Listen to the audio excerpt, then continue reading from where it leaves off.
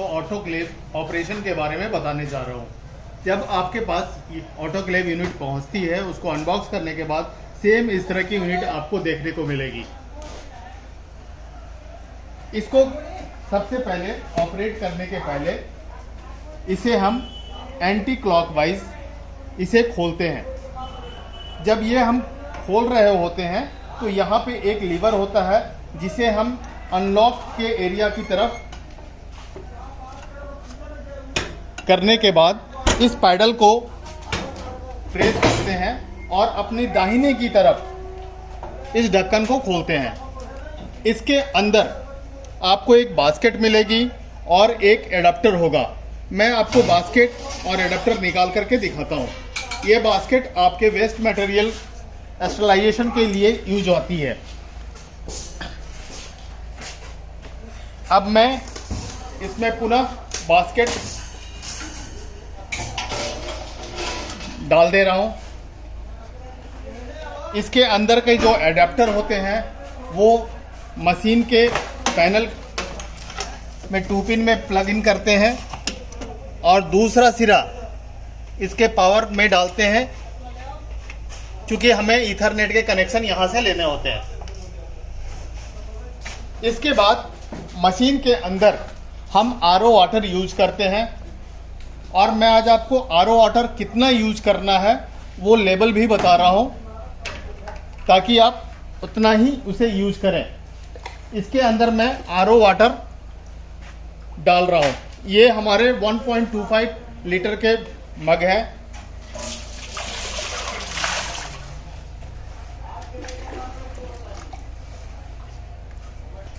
मैं अब तीसरा जग डालने जा रहा हूँ। इसके पहले मैं आपको ये बता दूँ, यहाँ पे नीचे में हीटर देख रहे होंगे आप, उसके बगल में 2 सेंसर है। एक जो है ये वाटर लेवल सेंसर है और ये दूसरा जो है टेम्परेचर सेंसर है।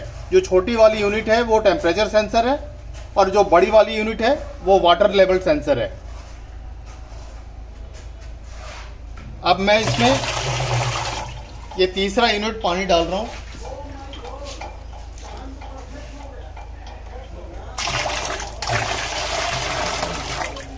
अब मैंने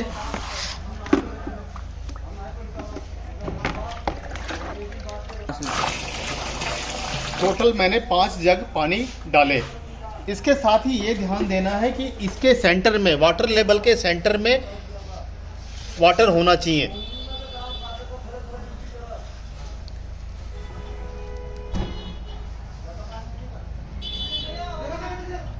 ओके, अब हम इस बास्केट को यूज के लिए अंदर डालेंगे।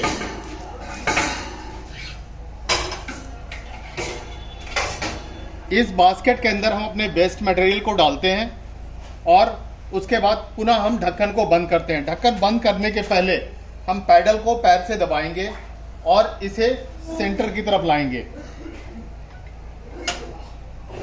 और नीचे छोड़ने के बाद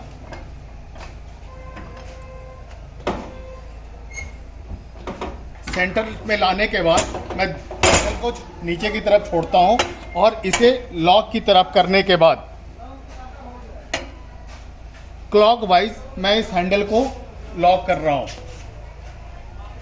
ये ध्यान रहे कि यह पूरी तरह टाइट हो जाए।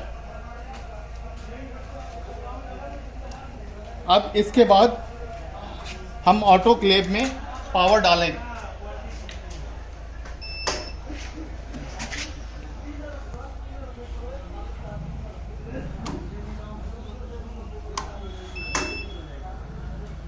इस एमसीबी को हमें ऊपर की तरफ उठाना है, जिससे हमारे कंट्रोलर को पावर जाना शुरू हो। इस मॉनिटर में आप 6 की देख रहे होंगे, बट दाहिने तरफ के राइट साइड के 3 की को ही ऑपरेशन में लाना है आपको। सबसे पहले हम इस रेड वाले पावर प्लग को दबाएंगे। आफ्टर दैट एरो बटन से मैं नो को यस करूंगा और सबसे नीचे वाले बटन इंटर को मैं प्रेस करूंगा। हमारा ऑटोक्लेव स्टार्ट हो गया। ये टेम्परेचर इंक्रीज करना शुरू कर देगा। मैं साथ ही साथ अपने आईटी टीम को बोल रहा हूं कि वो सिस्टम को भी ऐड कर लें। मैं ईथरनेट के केबल को मशीन से जोड़ रहा हूं।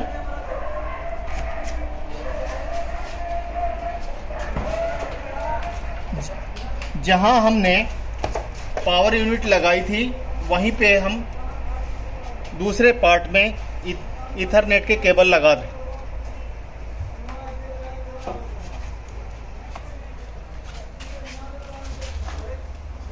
सिरा हम सिस्टम में डालते हैं और ये हमारे सिस्टम से ऐड हो चुका है। अब मैं रियल टाइम पे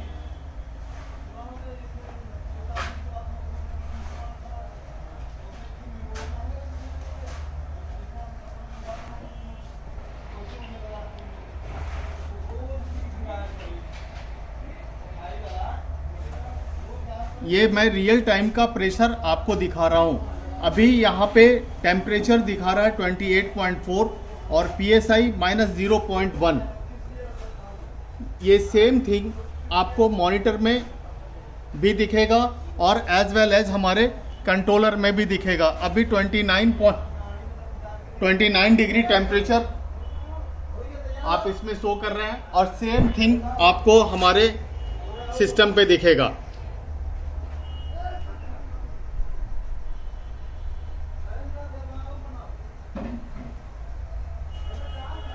ये प्रेशर जब 100 डिग्री टेम्परेचर पे पहुंच जाएगा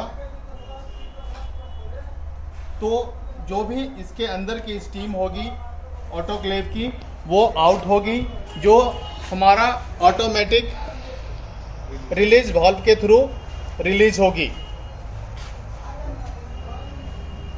आप देखेंगे हमारे कंट्रोलर के मॉनिटर में जो दिख रहा है वही सेम चीज सिस्टम में भी दिख रहा है। और ये टेम्परेचर 82.6 पे पहुंच चुका हुआ है। जैसे 100 होगा तो मैं आपको आगे के डिटेल्स दिखाऊंगा।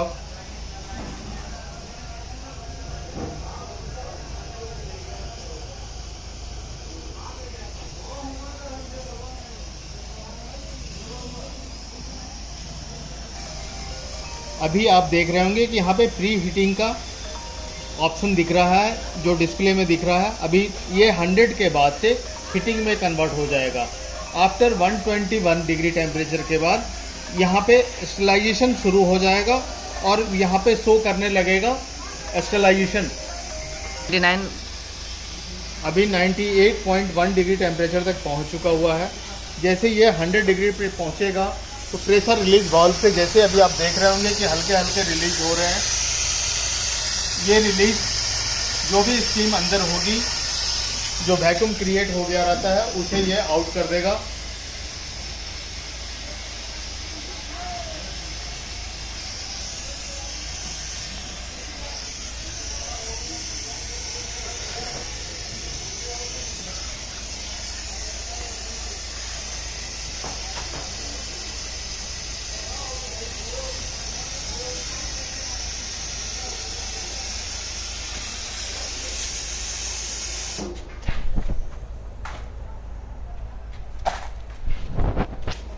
अब ये जैसे 100 डिग्री टेम्परेचर पे पहुंच गया तो PSI इंक्रीज करना शुरू हो जाएगा। अभी जब 121 डिग्री तक पहुंचेगा तो PSI हमारा 15 PSI पे पहुंच जाएगा और वो फिर उसको मेंटेन करेगा। इन द मीन टाइम जब उस टेम्परेचर पे पहुंच जाएगा तो आपको ये देखने को मिलेगा कि ये ग्रीन लाइट बुझेगी और जलेगी। वो आप देख रहे होंगे 119.4 डिग्री टेम्परेचर पे पहुंच गया है और 14.8 PSI है। और अभी नीचे के पार्ट में आप देख रहे होंगे हीटिंग प्रोसेस चल रहे हैं। सेम थिंग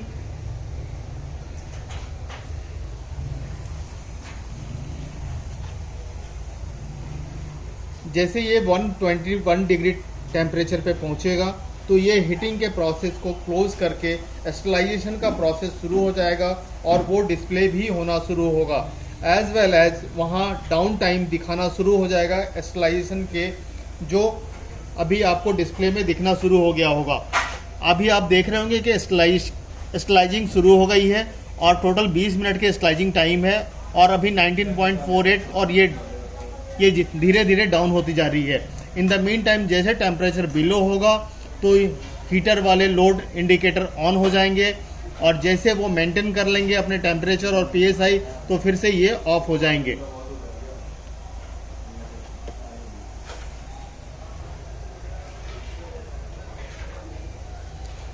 अभी आप देख रहे होंगे कि इसमें ग्रीन लाइट ऑफ हो चुकी हुई है, लोड इंडिकेटर बंद हो चुका हुआ है। जैसे वो टेम्परेचर डाउन की तरफ जाएगा तो वो फिर उसे मेंटेन करने के लिए खुद ब खुद लोड इंडिकेटर ऑटोमेटिक ऑन हो जाएगा और टेम्परेचर को मेंटेन कर लेगा।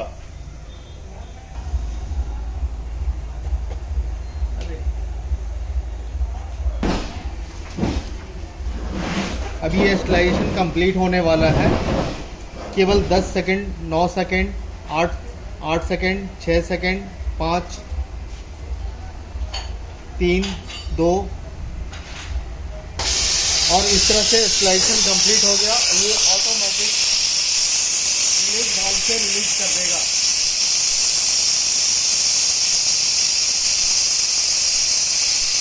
इस तरह से प्रोसेस कंप्लीट हो गए। ये मॉनिटर में भी आप देख रहे होंगे प्रोसेस कंप्लीटेड के ये इस तरह से प्रोसेस कंप्लीट हो चुका हुआ है। अब मैं आपको मॉनिटर में भी दिखा रहा हूँ जहाँ पे सिस्टम पे रिपोर्ट कैसे हम देखेंगे। एनालिस्ट रिपोर्ट पे जाएंगे, डाटा लॉग रिपोर्ट पे जाएंगे और अभी की जो स्लाइडिंग हुई है वो रिपोर्ट मैं खोल के आपको दिखा रहा हूँ। इसे प्रीव्यू रिकॉर्ड्स में जाने के बाद ये PDF में रिपोर्ट को कन्वर्ट कर देता है। जब हमने टाइमिंग शुरू की थी, ये उस समय का टेम्परेचर है 27.1 से शुरू हुआ था और -0.1 प्रेशर था, और जब एंड हुआ तो उसके बाद इस रिपोर्ट में आपको रियल टाइम के डेट, टाइम और temperature as well as pressure आपको मिलता रहेगा। और जब प्रोसेस कंप्लीट हो जाते हैं तो उस समय के टाइम, डेट और टेम्परेचर और प्रेशर वो सारे रहेंगे, और प्रेशर कंप्लीटेड के वो प्रोसेस कंप्लीट का आपको वो दिखाएगा।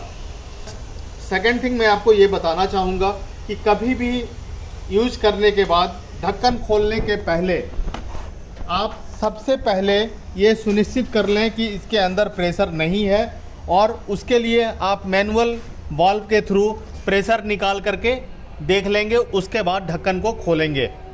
सेकंड थिंग कि जब आप 2 बार यूज़ कर लेते हैं तो कृपया इसके पानी को बदल दें, अन्यथा अंदर में वेस्ट जो मटेरियल होते हैं वो उसके आर्टिकल जमा हो जाते हैं और वो प्रेशर ट्रांसमीटर को ख़राब करते हैं।